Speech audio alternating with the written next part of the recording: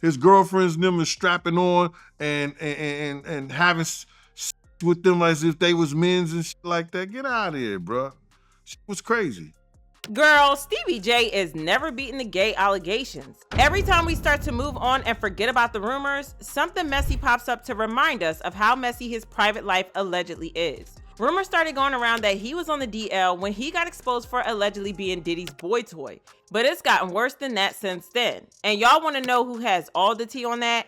Diddy's former bodyguard, Gene Deal. That's who. See, Gene just gave an interview where he gave us all the tea of Stevie's bedroom activities, and let's just say that the tea is more than enough to make us blush. So what exactly does Stevie do with all the toys he allegedly keeps in his bedroom? And is he really on the DL while pretending to be straight? Let's break this down. Okay, so one thing about Gene Deal, he always has all the tea on Diddy's shenanigans, and he is never too shy to talk about what he saw. Since the rumors of Diddy and Stevie J first went viral, Gene has insisted that Stevie J did allegedly have a little something with Diddy, if you catch my drift. In a recent interview, he finally broke down Diddy's relationship with Stevie, saying that Stevie J used to produce and work for Diddy back in the day. But somewhere down the line, he figured out that Diddy was allegedly ripping him off, which caused him to fall out with Diddy. Speaking of Stevie J, what you know about his relationship with Diddy? Well, when Stevie J first got his start with Diddy, you know what I'm saying, Diddy treated him just like he was treating everybody else. Robbing them blind, and they didn't even know it. Because they didn't know anything about the record industry. There's a lot of kids that used to come up there, mold them. They was from the Hood Fellas, 50 Cent. A lot of people used to write for Diddy, and he'll just give them 10,000. Yo, here go 10. You know what I'm saying? They didn't know nothing about the publishing and everything. They can go flip that money on the street and double it, triple, however they was doing it. But they didn't know about the publishing. They didn't know about the points and the percentages and all the stuff that you're supposed to know, you understand, when you're writing songs. Somehow, Diddy ripping people off is not surprising. Anywho, Gene went on to claim that Stevie and Diddy eventually reconciled when Stevie got on Love and Hip Hop, and he hinted that it was because Stevie had started participating in some DL activities, allegedly. He had a phone call, he made a phone call to Puff. Puff took the phone call, and that's when they started getting back together, when Stevie J got famous on the Love and Hip Hop thing. And until then, they wasn't effing with each other. And now you hear all these kind of stuff, whereas that him and Puff is in relationships with other men. Gene went on to make some more spicy claims, saying that Stevie allegedly made his girlfriend use strap-ons when they got busy in the bedroom. Do you believe he's gay? I couldn't see it when he was dealing with us. But once he got into that Hollywood and that Love and Hip Hop and that situation with and his girlfriend, they strapping on in the whole 9 yards. Dog, listen here, man. I don't put shit past him. Not one thing. What you mean strap on? What do you think, bro? I don't know. I never heard that one. Okay. All right. Well, I guess you need to do a little bit more living or go read a little bit more books or see movies and shit like that. His girlfriends and them is strapping on and having sex with them as if they was men's and shit like that. Get out of here, bro. Shit was crazy. And bro, listen to me.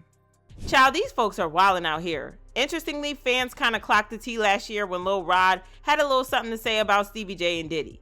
At the time, not only was Stevie riding hard for Diddy, pun fully intended, but he also threatened who spoke badly about this man, including 50 Cent. The internet went into full gossip mode when the whispers about Stevie J and Diddy being more than just friends started getting louder. Things really took a wild turn when music producer Rodney Lil Rod Jones, who had been working closely on Diddy's Love album, dropped a bombshell lawsuit that sent shockwaves through the industry. In his legal filing, Lil Rod claimed that Diddy tried to use Stevie J as bait, basically suggesting that their close friendship might have been a little too close.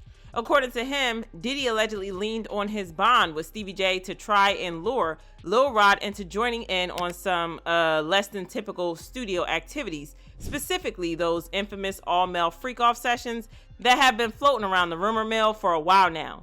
Needless to say, that claim added a whole new layer to the speculation, and folks online ran with it. Suddenly, every old clip and photo of Diddy and Stevie J chilling together got re-examined under a whole new lens. And while neither of them has directly addressed those rumors, the streets are definitely still talking. Lil Rod's lawsuit said Mr. Combs used access to Stevie J and his knowledge of Mr. Jones's admiration of Stevie J to blank and entice Mr. Jones to engage in homosexuality. Mr. Combs went so far as to share a video of Stevie J anally penetrating a Caucasian male without a condom. This was done to ease Mr. Jones's anxiety concerning homosexuality. According to Mr. Combs, this is a normal practice in the music industry. Look, even Stevie J is doing it. And then 50 Cent also decided to join the chat and posted a screenshot of a headline about Diddy allegedly using Stevie's private tape to lure other men into freak-off. 50 also tagged Stevie in the caption and wrote, "Whoa, say it ain't so. What the F? This ish is a mess." And that's when Stevie J completely snapped. He wasn't having any of it. The moment those allegations started making serious waves, and especially once his name got caught up in the drama, he jumped to Diddy's defense like his life depended on it. Stevie swore up and down that he had never seen or heard about any of the wild behavior being mentioned in those lawsuits. According to him, all of that was straight up nonsense and folks were just reaching for clicks and clout. Stevie got so triggered by 50 Cent's jabs and got so heated that he actually challenged 50 to a fight. I want you to fade all that. Since it's entertainment, let me out of you on TV or something. Don't duck that. I'm calling you out. What you want to do, Curtis? Curtis! Now Stevie J must have been out of his mind, because trying to square up with 50 Cent over Diddy, that's not just bold, that's borderline delusional. Like, this is 50 Cent we're talking about, the king of online trolling, the same man who brought out the front rows at Ja Rule's concert just to leave them empty. You don't pick that fight unless you're ready for full-blown digital warfare. But Stevie wasn't done yet. He decided to take things up a notch and went on TMZ, clearly still hot about the whole situation. Not only did he double down saying he never saw his man do anything close to what those lawsuits are accusing him of, but despite getting dragged left and right online over his so-called friendship with Diddy, Stevie J still refused to fall back.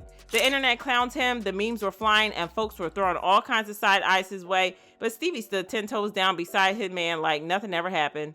A few weeks after the raids, Stevie and Diddy were spotted cruising around Miami on bikes, and they even stopped to take selfies with fans. And then there's another video going around showing Diddy and Stevie grabbing some food in Miami.